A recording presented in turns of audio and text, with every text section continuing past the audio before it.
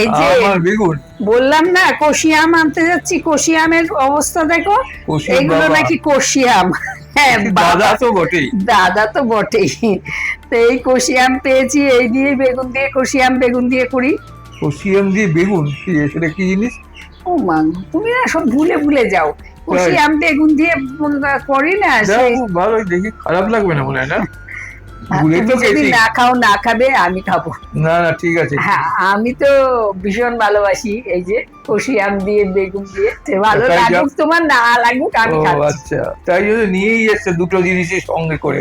হ্যাঁ, এটা দিয়েই প্রিপারেশন হবে একটা। এখন এগুলোকে আমি কুচিয়ে কেটে নেবো।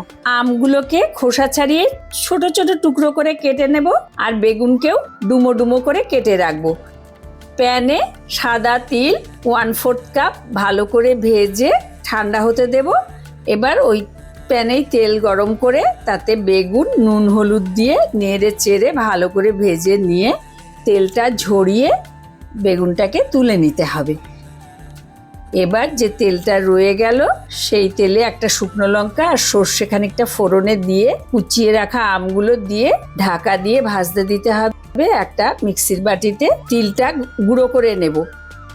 এবার আমটা ভাজা ভাজা হয়ে গেলে তার মধ্যে চিনি আর ভেজে রাখা বেগুন আর তিলের গুঁড়ো দিয়ে নেড়ে চেড়ে তৈরি হয়ে যাবে আম বেগুন।